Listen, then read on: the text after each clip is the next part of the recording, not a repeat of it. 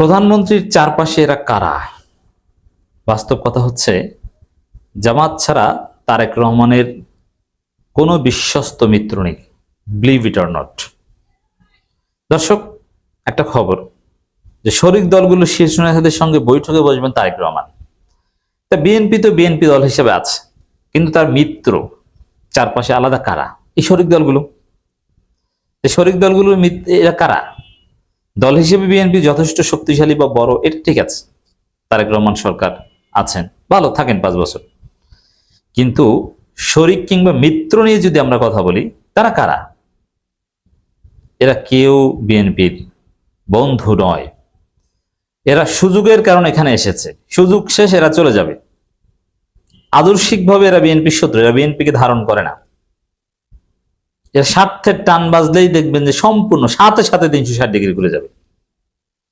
এবং সবচেয়ে বড় বিষয় হচ্ছে প্রতারণা। যাদের সক্ষমতাই কম তারা 2 নম্বরই করলো, তেমন কিছু আসে যায় না। যেমন আমি সরাসরি নাম বলি, যে তারেক রহমান শরিক দলগুলোর সাথে বৈঠক করবেন। তো শরিক দলগুলো কারা? শরিক দলগুলো হচ্ছে ভিপি নুরে গণ অধিকার পরিষদ,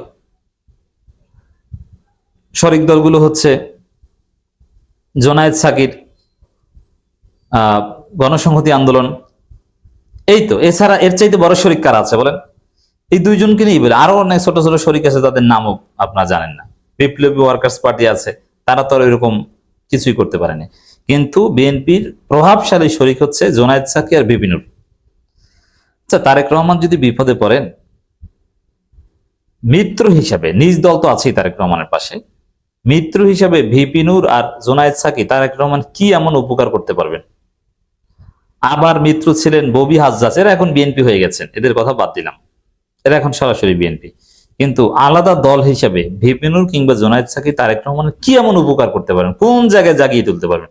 তাদের ক্যাপাসিটিটা কি? সাপোজ তারেক রহমানের পতন ঘন্টা বেজে গেল, এখন পতন ঠেকাতে হবে। জামাত চাইলে, জামাত যত বড় শক্তি বাংলাদেশে, জামাতের উপর নির্ভর করে যে তারেক রহমান টিকবেন কি টিকবেন না। জামাত চাইলে টিকিয়ে রাখতে পারেন, জামাত চাইলে তার পতন ঘটিয়ে দিতে পারেন। তৃতীয় পক্ষের ষড়যন্ত্র, 111 পন্থীদের ষড়যন্ত্র যখন আসবে, জামাত চাইলে তারেক রহমানকে বাঁচাতে পারেন সেই 111 হাত থেকে। কিন্তু ভিপি নুর গণ অধিকার পরিষদ কিংবা জোনায়েদ সাকি, তারা কি আদৌ কিছু পারবেন? তাদের সেই সক্ষমতাই নেই। আর দ্বিতীয় কথা হচ্ছে সক্ষমতা, এটা গেল এক কথা। আর দ্বিতীয় হচ্ছে যে তাদের আদর্শ কি। দেখেন, এই ভিপি নুরের যে রাজনীতি, ভিপি নুরের যে উত্থান, ভিপি নুরের নেতাকর্মীদের, এটা তারুণ্য ভিত্তিক একটা নতুন ধারার রাজনীতি। পুরনো স্ট্রাকচার, রাজনীতির যে পুরনো যে হিসাব নিকাশ, এগুলো বদলে নতুন কিছু করবেন, এই স্বপ্ন দেখেই কিছু লোককে গণ অধিকার পরিষদে ফেরাতে পেরেছেন। যদিও এই জায়গায় প্র্যাকটিসে ঘাটতির কারণে গণ অধিকার পরিষদ যাদেরকে তৈরি করেছে, গণ অধিকার পরিষদ কিন্তু বাংলাদেশে একটা হিট দল ছিল, আবার সম্ভাবনাময় দল ছিল। ভিপি নুর মারাত্মক টাইপের প্রভাবশালী নেতা ছিলেন। সাবেক শিবির অনেক গুরুত্বপূর্ণ লোকজন সবাই এই গণ অধিকার পরিষদ ভিপি নুরের দল করার চিন্তা করেছিল। যুক্তরাষ্ট্র থেকে, ইউকে থেকে, বিভিন্ন দেশ থেকে দেশে আসার সিদ্ধান্ত নিয়েছে অনেক বিখ্যাত ব্যক্তিরা, যে ভিপি নুরের নেতৃত্বে গণ অধিকার পরিষদ করবে। এবং ভিপি নুর আসলেই একদল যোগ্য লোক তৈরি করতে পেরেছিল। যেমন আসিফ মাহমুদ, ভিপি নুরের প্রোডাক্ট; আকরাম, ভিপি নুরের প্রোডাক্ট; আখতার হোসেন, ভিপি নুরের প্রোডাক্ট; নাসিরউদ্দিন পাটোয়ারি, ভিপি নুরের প্রোডাক্ট; আরিফ আদিব, ভিপি নুরের প্রোডাক্ট; সালেউদ্দিন সিফাত, ভিপি নুরের প্রোডাক্ট।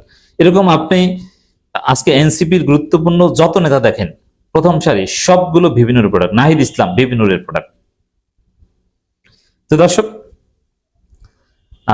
সেই মানে এত নেতা তৈরি করলো, কিন্তু দিন শেষে কিন্তু কেউ ভিপি নুরের সাথে নাই, তারা এখন এনসিপি করে।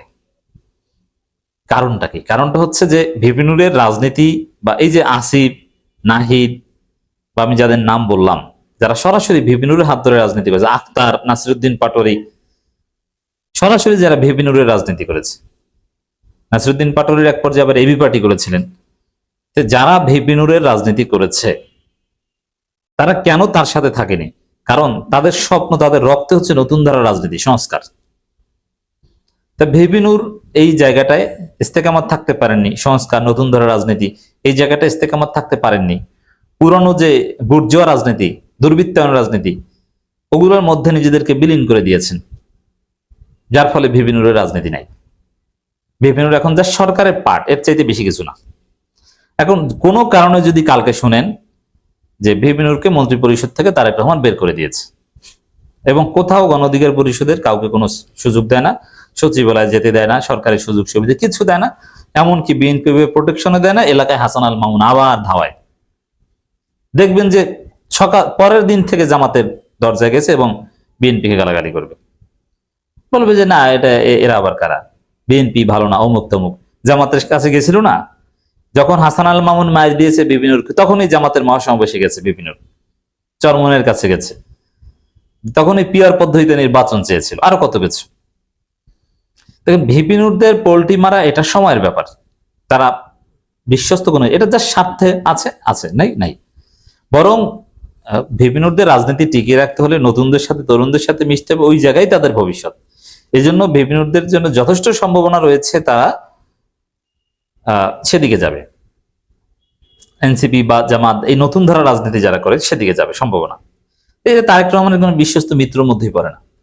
আর জোনায়েদ সাকি তো একজন বামপন্থী এবং বামপন্থীদের বিভিন্ন ধরন আছে, একটু খোলস পাল্টে একটু সফট বামপন্থী, লিবারেল বামপন্থী হচ্ছে জোনায়েদ সাকি। বিএনপির সাথে তারেক রহমানের সাথে তো তার মৌলিক আদর্শই মিলে না।